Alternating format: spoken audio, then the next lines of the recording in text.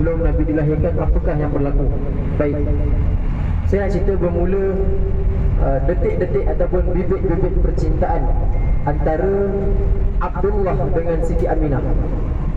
Abdullah bin Abi Talib, Abdullah bin Abdul Muttalib adalah ayah Nabi, yang mana ketika itu baginda ayahnya iaitu Abdullah ingin dipinangkan oleh seorang wanita yang sangat hebat, yang mempunyai kedudukannya yang mulia, dengan kehormatannya yang terpelihara, dengan kecantikannya yang indah, dan juga dengan perwatakannya yang salihah.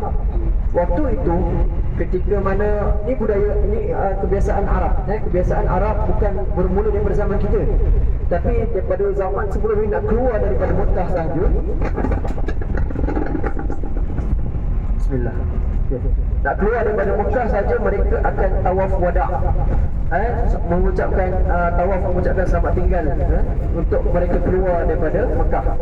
Satu hari waktu nak dipinangkan tu, dalam perjalanan Abdul Muttalib dengan Abdullah ni, ayah Nabi SAW. Ayah Nabi ni adalah anak bongsu. Abdul Muttalib ni kahwin ramai isteri, jadi dia adalah anak yang bongsu. Waktu tu usia dia 18 tahun. Maksudnya ayah Nabi kahwin usia muda.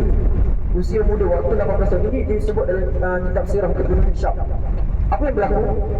Waktu itu bila mana dia tawaf, dia perasan ada seorang perempuan yang pandang Abdullah ni.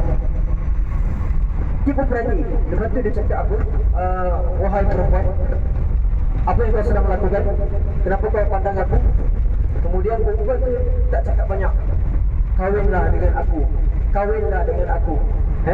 Lepas tu lagi Abdullah kata apa? Abdullah ayah Nabi kata tak boleh. Aku akan keluar ke Mekah nak meminang seorang yang dipilih oleh ayahku, Abdul Muttalib. Kemudian dia kata tolonglah kahwinlah dengan aku.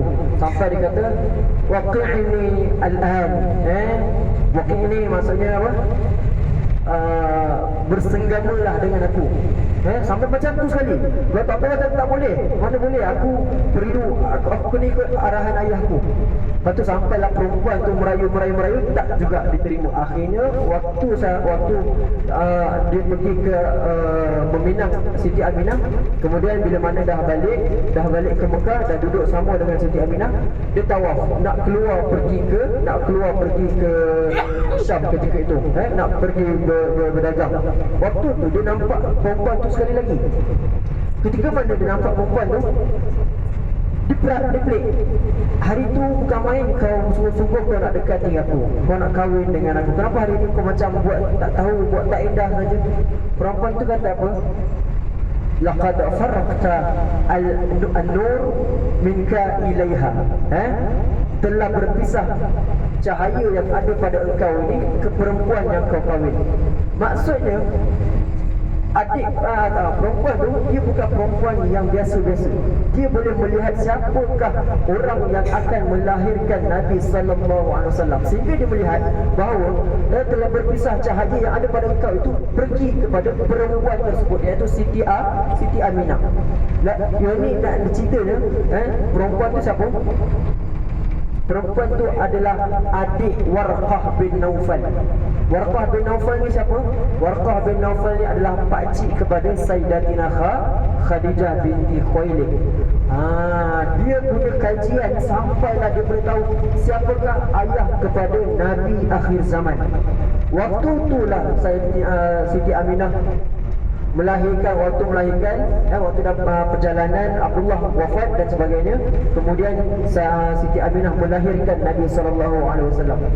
Waktu Siti Aminah melahirkan Nabi SAW, dia merasai bahawa badannya tidak seperti orang yang mengandung. Betapa luar biasa di saat kita, kalau ibu-ibu mungkin kalau nak pregnant 2-3 bulan dan sebagainya, mungkin mengidam manis, mungkin mengidam nak makan daging rusa, mungkin mengidam nak makan daging landak dan sebagainya. Ada mengidam-idam, tapi Nabi SAW, Siti Aminah ni langsung tidak mengidam apa-apa dan tidak merasai bahawa yang dibawa itu adalah satu beban. Tak ada rasa sakit, tak ada rasa pedih, tak ada rasa waktu melahirkan tu, tak ada rasa susah, tak ada rasa apa-apa yang dilalui oleh ibu, kebiasaan seorang ibu melahirkan anak.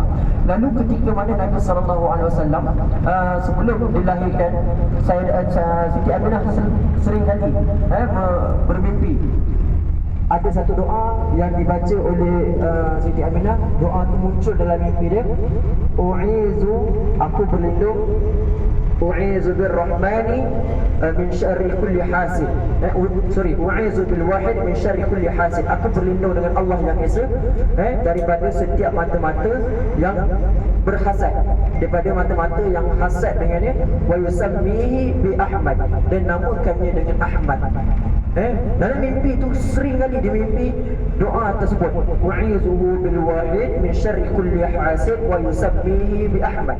Doa tu sehinggalah Sayyidatina Siti Aminah ketika itu waktu nak melahirkan Nabi SAW, teringat satu mimpi itu dengan dan menamakannya dengan nama Muhammad.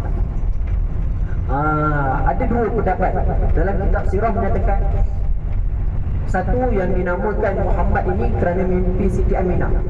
Yang kedua kerana